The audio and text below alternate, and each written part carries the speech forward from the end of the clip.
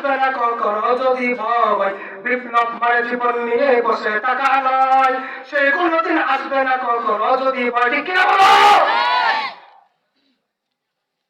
ভাইরা আমার? লক্ষ্য করে দেখুন, আল্লাহর পয়গম্বর রাসূল আকরাম সাল্লাল্লাহু আলাইহি ওয়াসাল্লামের সাহাবায়ে কেরামদের ইতিহাস পড়লে দেখা যায় তারা কোনো মানুষের পরোয়া করে না, ব্যক্তির পরোয়া করে না, পরিবার পরিজনের পরোয়া করে না, বিধির পরোয়া করে না, ঘরের পরোয়া করে না, সমাজের পরোয়া করে না, রাষ্ট্রের পরোয়া করে না। জীবনকে বাজি রেখে কাফেরদের বিরুদ্ধে যুদ্ধে যাওয়ার জন্য অংশগ্রহণ করে দেয় এ মুসলমান। হযরতে বশীর ইবনে উতবা রাদিয়াল্লাহু তাআলা আনহু আল্লাহর পয়গম্বরের একজন সম্মানিত সাহাবী, সুদূর সিরিয়া থেকে সফর করে মক্কার জমিনে এসেছেন আল্লাহর রাসূলের কাছে, এসে দিন ধর্ম ইসলাম গ্রহণ করেছেন। বলেন সুবহানাল্লাহ। ঘটনাক্রমে দেখা গেল হযরতে বশীর ইবনে উতবা রাদিয়াল্লাহু তাআলা আনহু ছোট্ট একটা ৫-৭ বছরের বাচ্চা, বিবিকেও আনেন নাই, বিবির পরোয়া করে নাই, তার জমি জমাবাড়ি ঘরের পরোয়া করেন নাই, এসেছে মক্কায় মুসলমান গ্রহণ করেছে, মুসলমান ধর্ম ইসলাম গ্রহণ করার জন্য। জুড়ে বলে কি ধর্ম? আমাদের ধর্মের নাম কি? আরে জুড়ে বল কি নাম? ভাইরা আমার, লক্ষ্য করে দেখুন, হযরতে বশীর ইবনে উতবা রাদিয়াল্লাহু তাআলা আনহু আল্লাহর পয়গম্বরকে বলেছেন, আল্লাহর পয়গম্বর ও রাসূল, আমাকে যুদ্ধে যাওয়ার জন্য পারমিশন দিয়ে দিয়েন। আমার মৃত্যুর পর আশঙ্কা, কাফেরদের বেঈমানদের বিরুদ্ধে যুদ্ধে অংশগ্রহণ করার জন্য আমার ফরমান চাই। আল্লাহ রাসূল বলেন, ঠিক আছে যাও বশীর, বশীর তোমাকে ডাক দেওয়া হবে।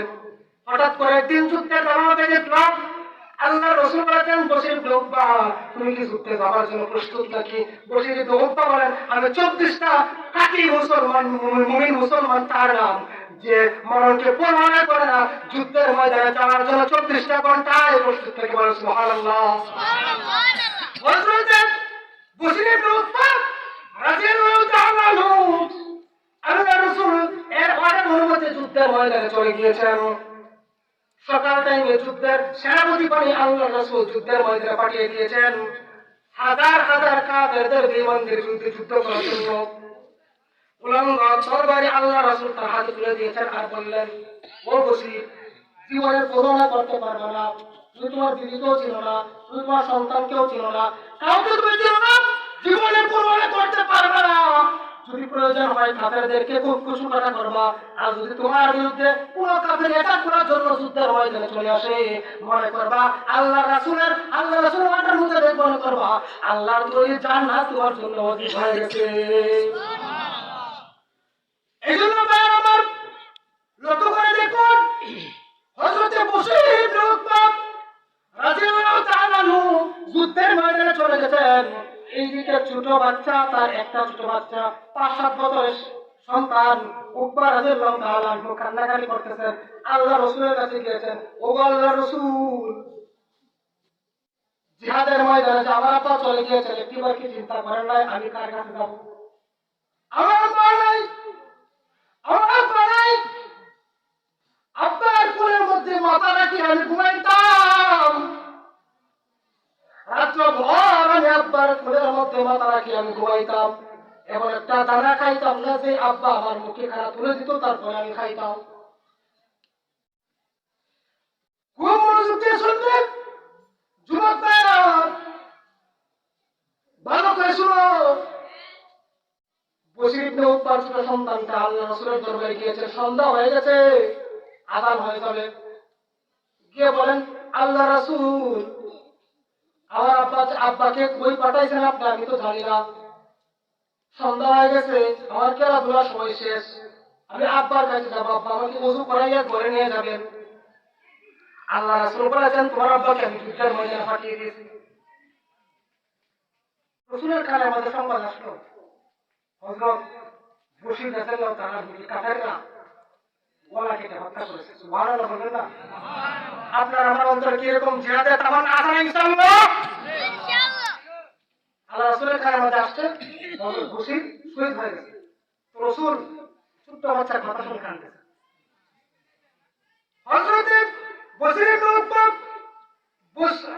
বশীর এর সন্তান উঠবে রাদিয়াল্লাহু তাআলা আনহু আল্লাহ রাসূলের কাছে যায়, গিয়ে বলে, ও আল্লাহর রাসূল, আমার আব্বাকে আপনি কোথায় পাঠিয়েছেন? যারা যুদ্ধে গিয়েছিল তারা তো একে একে চলে এসেছে, আমার আব্বাকে তো আমি দেখতে পাইতেছি না। রাসূল করিম দুই চোখের পানিতে ঝরঝর করে পড়তেছে। রাসূল চেহারা ঘুরায় নিলেন, কিতাবের মধ্যে আসছে ওই দিক দিয়ে আবার সন্তান যায়, আল্লাহ রাসূলের পায়ের মধ্যে ধরে, ও আল্লাহর রাসূল, আমার আব্বা কই, এখনো যে আসেন না? তিনি কি একবার চিন্তা করলেন না আমি আমার আব্বার কুলের মধ্যে ঘুমাইতাম, সারা রাতভর আমাকে আব্বা ঘুম পাড়ানি, গান শুনে আমাকে ঘুম পাড়াইতো, আমার আব্বাকে একবার চিন্তা করলেন না কোথায় চলে গেছেন? রাসূল আবারও চেহারা ঘুরায় নিলেন, এই দিক দিয়ে আবার বসে যাই। হঠাৎ করে আল্লাহ রাসূল কান্না, অজস্র ধরে কান্না করতেছেন। কথাগুলি যদি বুঝবেন, আপনার একটা সন্তান যদি আপনাকে আপনি রেখে চলে যান, আপনার কেমন লাগবে? ওই সন্তানটা অজস্র ধরে কান্নার অবস্থায় আল্লাহ রাসূলকে বলে, আল্লাহ রাসূল, আমার আব্বাকে আসবেন না। আল্লাহ রাসূল কান্না আর অজস্র ধরে কান্না করতে করতে আর আবেগকে থামাইতে না পেরে বলেছেন, ওরে উব্বা, তোর তুই কান্দিস না, তোর আব্বা যুদ্ধের ময়দানে গিয়েছিল ঠিকই, কিন্তু কাফেরদের বেঈমানদের বিরুদ্ধে যুদ্ধ করার সময় আল্লাহ রাসূল বলেছেন তোর আব্বা যুদ্ধের ময়দানে শহীদ হয়ে গেছে।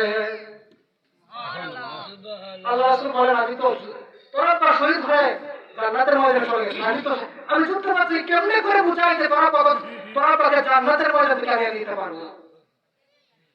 আল্লাহ রাসূল আবার হযরতে বশীর লোককে ডাক দিয়ে বলেন, ওরে বশীর, কান্দিস না।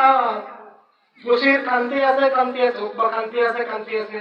আমার আব্বাকে একবার চিন্তা করলেন না, শুধু সিরিয়া থেকে আমাকে সফর করে নিয়ে এসেছেন আর বললেন মক্কার জমিটা বড় শান্ত, ইসলাম ধর্ম গ্রহণ করে মানুষ কবুল হইতেছে, এটা শান্তির নগর মক্কা নগর, আসো এখানে যাই, এখানে খানা দাওয়ার কোনো অভাব নাই, রহমতের সাগরের দেশ।